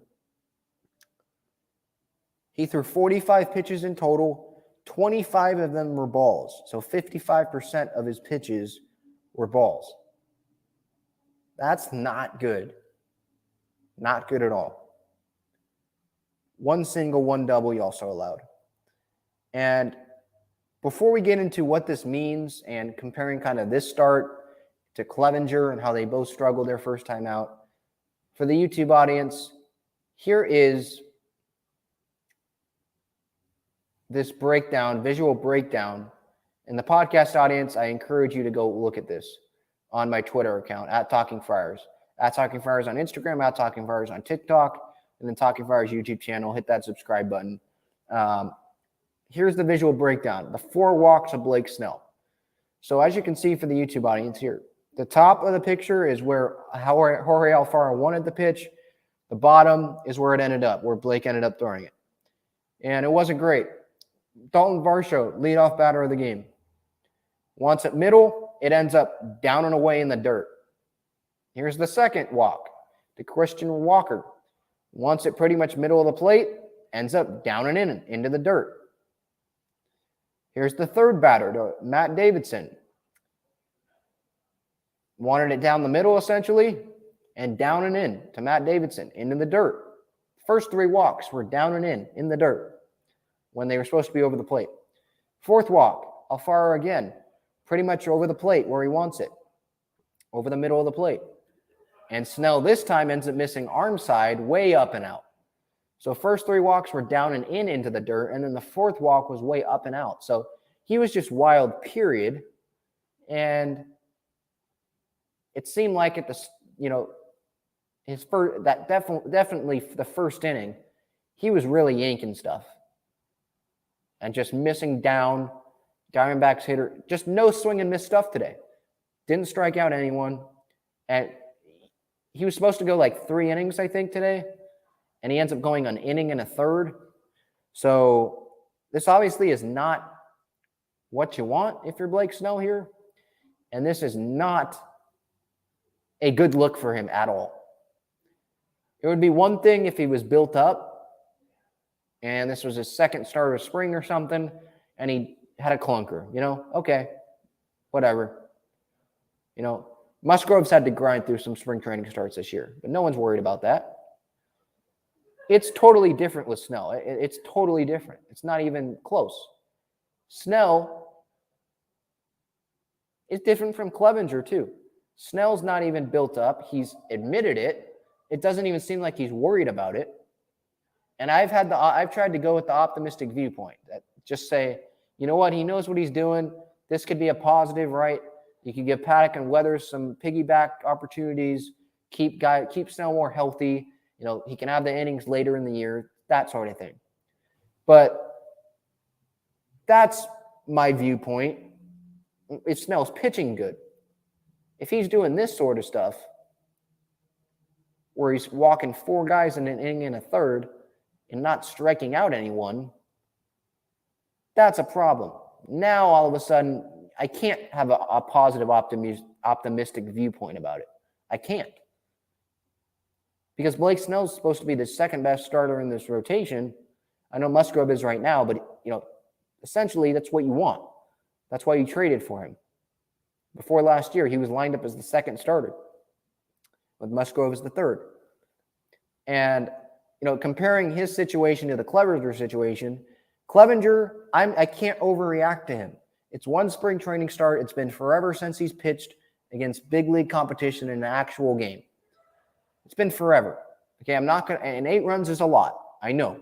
But he knows what he was doing wrong.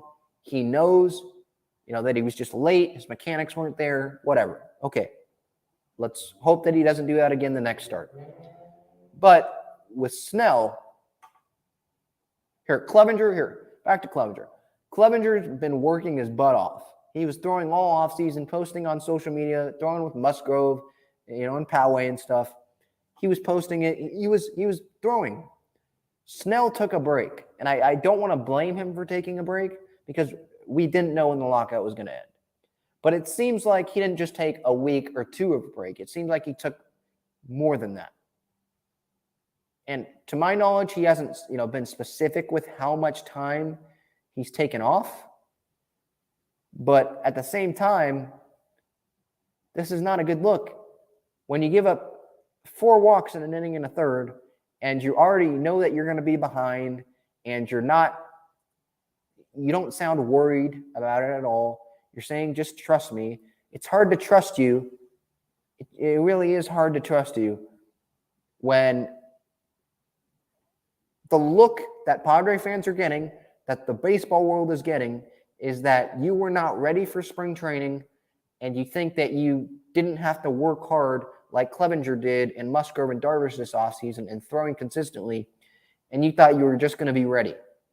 And right now, it doesn't look like you're ready. And that's a bad look on him. That's a bad look. I can overreact more to this Snell start than the Clevenger. Both were the first starts of spring, so people can say, hey, Ben, don't overreact to it. It's the first start of spring for both guys. One start in spring training. They're working on things.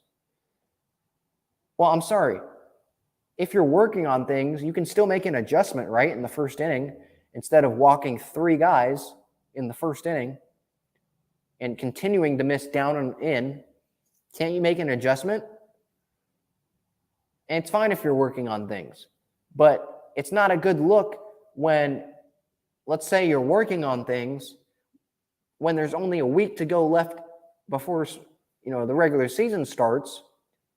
And then on top of it, you took time off and you're not ramped up. You're not on the same level as all the other starters in the rotation are. So it's just a bad look all around. Bad performance, and then it doesn't look like he prepared right in the offseason. And then it doesn't look like he adjusted in that first inning when he wasn't throwing strikes. So this was a bad day for Snell. Can he bounce back? Sure. I don't want to overreact too much, but I'm going to overreact more to his start and his bad first start than to Clevenger. I know Clevenger gave up 8 runs, but he at least prepared in the offseason to the length that he should have. At least he was working his butt off. It doesn't seem like he took as much of a break as Snell did. And he knows what he was doing wrong. His velocity was still there. I know Snell's was, but Clevenger's velocity was still there. He knows what he was doing wrong. It was just mechanical. It's the first time in a long time that he's pitched.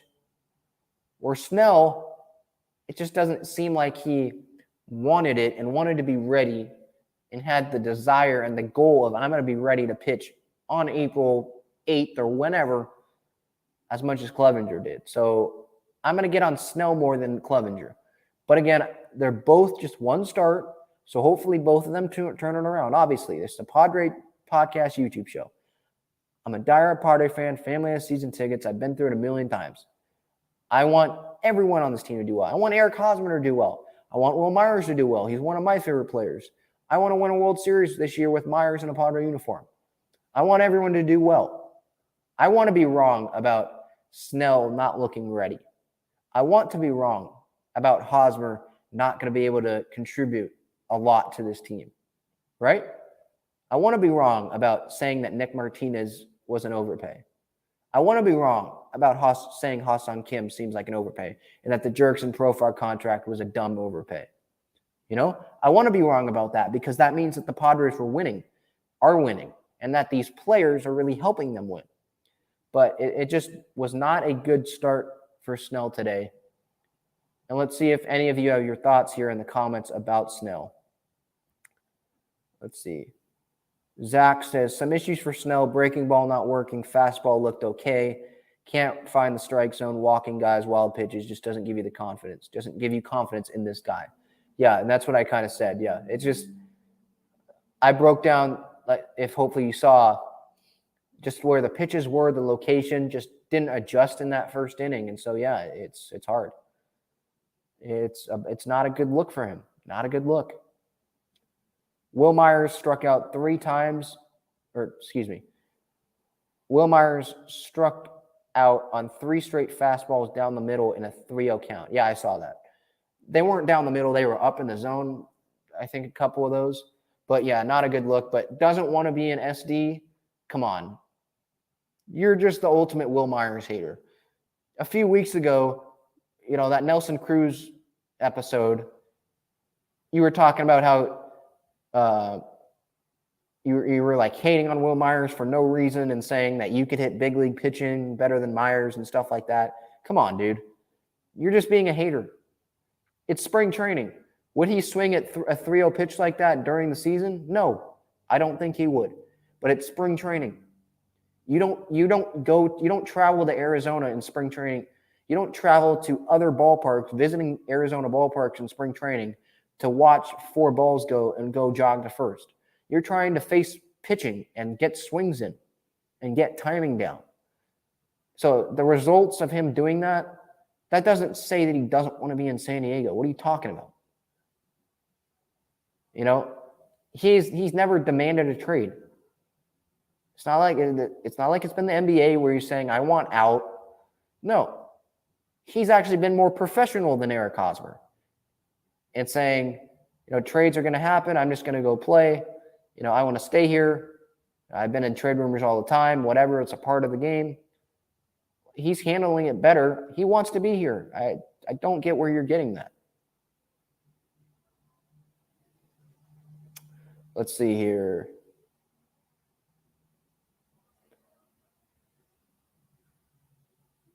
Let's see. El de San Diego back coming here. Benjamin. You love Will Myers, the punch-out king, but you hate Tatis and Profar Jackson? Profar Jackson, what? I like Will Myers because I'm an actual diehard Padres fan. He's been here for all the years that I've been, and all these diehard Padre fans have been.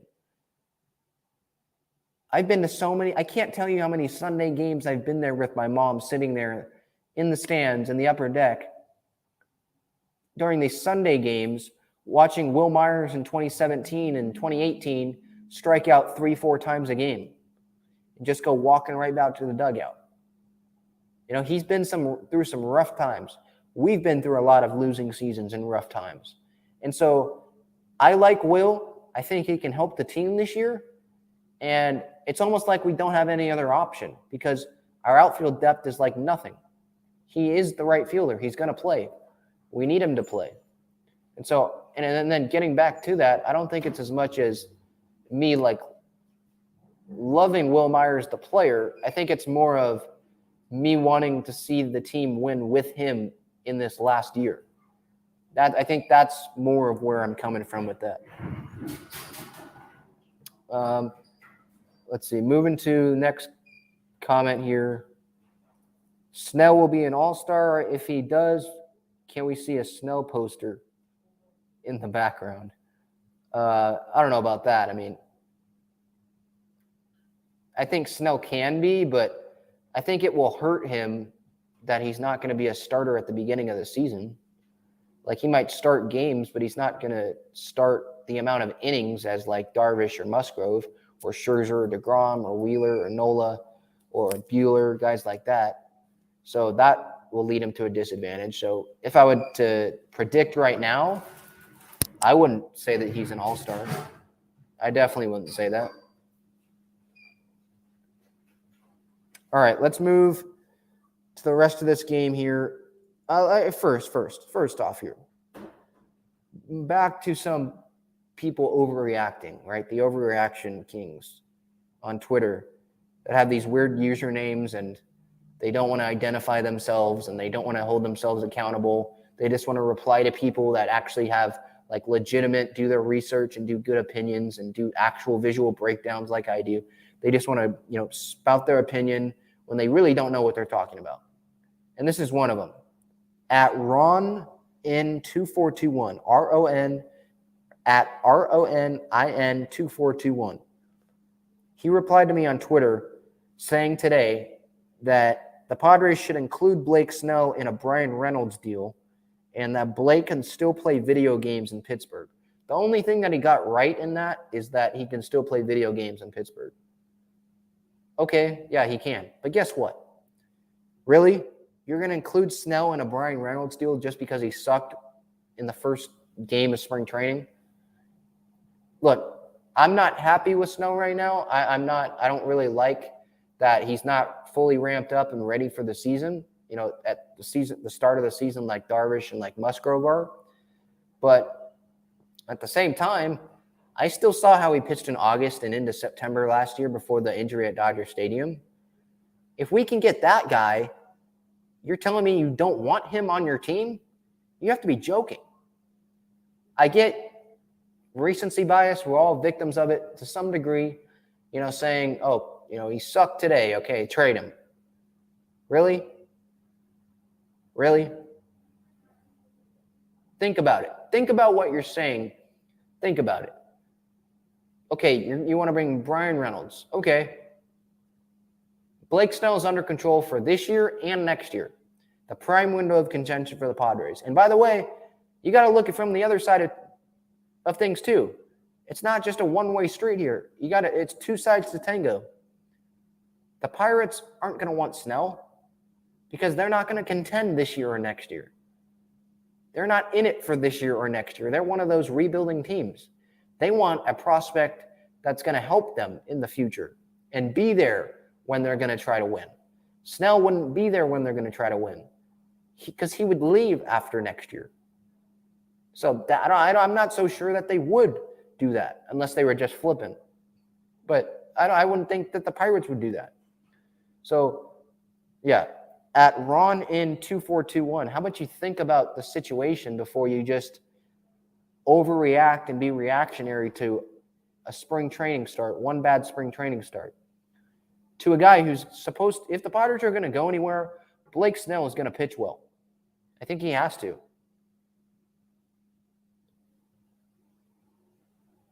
Zach says, I like Nabil Chrismat. He will be valuable again if we have injuries to starters. And I agree with that, Zach. Yeah. I think that Nabil was one of the MVPs of last season, one of like the unsung MVPs of last season. And no one really – it didn't feel like he was acknowledged enough for that because of the collapse, right? Everyone was covering the collapse, not so much Chrismat and Stammen, right? Guys like that who were really helping them in this rotation, or not the rotation, but just the roster overall and keeping the bullpen kind of afloat, keeping the rotation kind of afloat, right? Taking the bullet for the bullpen, stuff like that. So, yeah, he was very valuable, and I think he will be again if they have injuries. Obviously, you hope he isn't as valuable this year because that means that injuries don't happen as much. But, yeah, I definitely get your point. Zach also says, I'm going to be an optimist and suggest Will and Haas will have bounce-back years. I mean, that's what you would hope. That's what I would hope. But I think Will he might have a little bit better year, might get on base a little more. But in terms of Hosmer, like, it just feels like this is who he is. It doesn't feel like he's willing to change. Where Myers, I think he could be more willing to change if Michael Berdara is suggesting something, And I think Hosmer might be willing to change to some degree, but like at the end of the day, it's hard to break a habit. And his habits are hitting grounders to second base. His habits are striking out a lot.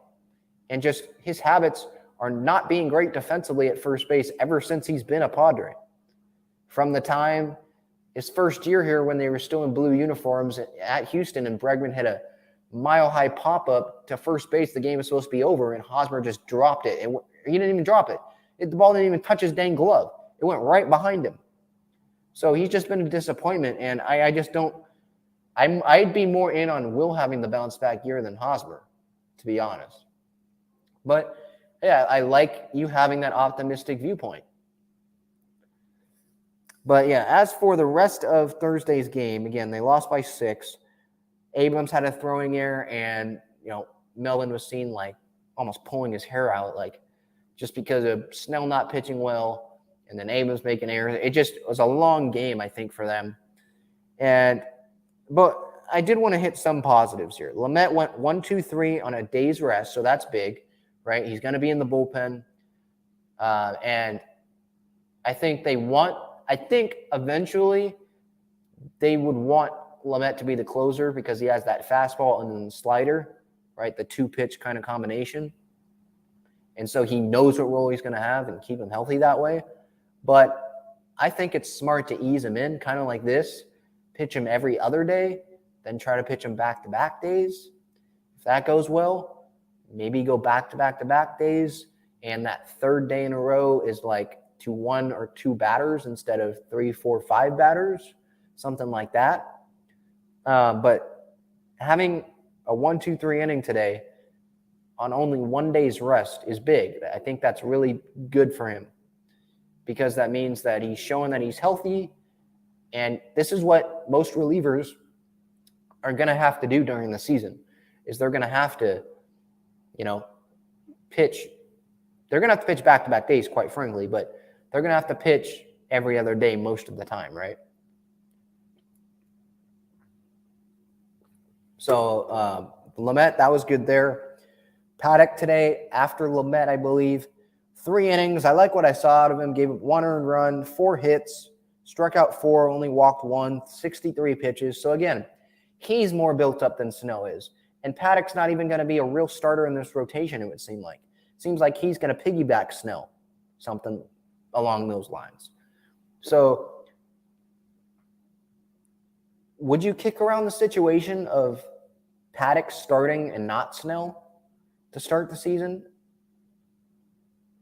I don't think the Padres will, but if Paddock's more built up, I think it's a worthy question to ask. I don't think they'd do it. I think they like having that lefty to start, and then they have Paddock come in, as a righty. And maybe he goes 3 innings, faces the lineup once, something like that. So he doesn't have to face the lineup back-to-back time or 2 times. So I think that's maybe an option. But I think that's just interesting. Paddock's built up here, going over 60 pitches, where Snell threw only 45 today. So Paddock's ahead, and it doesn't even look like he's going to be a starter in the rotation. But I liked what I saw from Paddock. Gave up 1 run today. If he can do that, I'd be fine with that. I'd be fine with what Paddock gave us today. Obviously, you'd hope no runs, but I'd be fine with what Paddock gave up. Yeah. And then Emilio Pagan went 1 inning. Didn't give up a run, 1 hit, 1 walk, 1 strikeout. So struck out 1, didn't give up any runs. Again, I know a lot of people were, crapping on Pagan, saying Pagan his last time when he got shelled. But it's been up and down for him this spring. I think that he's going to find himself in a prominent role, 7th, 8th, 9th inning type guy, start the season at least. And especially with the Pomeranz injury, you never know when you're going to get him back. And the Luis Garcia injury, he's not going to be healthy to start the season. So I think he's going to have to step up and have a big role for the team. And it's encouraging that he didn't give up any runs. I'll get through some more comments here. But I did want to see, I'm going to check Twitter real quick just to see if there's any new news that's come down here. Pirates acquired infielder Josh Van Meter from the Diamondbacks for right-handed pitcher Lizther Sosa.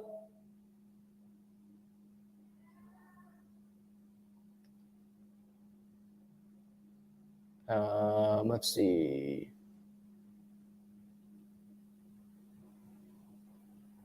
Darvish tweeted about his opening day start, said, or at least this is the Japanese translation by Google on Twitter, said, "We have been nominated as the opening pitcher for 2022. I would like to concentrate on throwing each person without greed." Throwing to each person. These Japanese translations are probably spotty, but as you can see, I don't think that's how he talks. But yeah, don't see really anything else right now. We can get to more comments here before we get out of here. Been over 2 hours now. Hope you guys are enjoying this. Again, hit that subscribe button on YouTube, the like button. I really appreciate it. Recommend this channel to friends. I'll be talking about leading up to the season. I'll be talking about the content, the format that I'll be doing, changing a little bit of things compared to last year. I do, by the way, I'm scheduled to have on Extra 1360's John Schaefer on the show tomorrow. So that's something to look forward to, everyone listening and watching. Extra 1360, John and Jim. I've had him on once, and I think we'll have a great discussion, ask him a lot of questions, do a little preview of the season, something like that, about the Padres. So I think that'll be fun to have him on tomorrow, April 1st. But just trying to get to some more comments here. El de San Diego says, I think Myers and Hosmer are both going to have a bounce-back year and lead the National League in RBIs. Maybe we give them a nickname. Maybe we call them the Bash Brothers. Okay, well, obviously I think now you're just like effing with me, because a few weeks ago you were bashing Myers. You were bashing Myers earlier this episode. You know that Hosmer's not a great player anymore. So what in the world makes you think that this is going to happen? What in the world makes you think that they're going to lead the National League in RBIs? And you say maybe we can give them a nickname, the Bash Brothers? I mean, I think if Padre fans had it, ideal for them and they had better players, I think they'd call themselves the Bench Brothers. They'd want to call those two the Bench Brothers. Maybe not so much Myers, but Hosmer definitely. Not the Bash Brothers, sorry. I don't know where the heck you're getting that. So, yeah, nice try. You have interesting comments. I'll give you that, El de San Diego. Interesting comments, but yeah, you don't really make sense sometimes. Some of these comments, man. Some of these comments. Whew. And then Daniel says, I swear Paddock is unlucky. Yeah, yes and no. I mean, the errors, yeah, but the errors happened for everyone today. I mean, they just didn't play clean. They did not play a clean game. And then Paddock, I don't really look at the errors, obviously. I don't look at the errors. I look at his performance. I think he was hitting most of his spots pretty well. Again, gave up one earned run, and I'll take that every time out from Paddock. I'll take that every time out. All right, before we get out of here, this episode 139, Talking First Podcast YouTube show, sponsored by Gaglione Bros. GaglioneBros.com to view their entire menu, located at Point Loma Sports Arena at Petco Park during the season. You can go get yourself great cheesesteak and fries there. They are the sponsor of this episode. Thank you, everyone, for watching live on YouTube, watching on Twitter. Again, hit that subscribe button. Thank you, everyone, for listening to the podcast, Apple Podcasts, Spotify, wherever you're getting that. Gil says, looking forward to Ben and John. Yeah, it'll be fun tomorrow. All right, have a good night, everyone. Stay safe. Until next time, let's go Padres.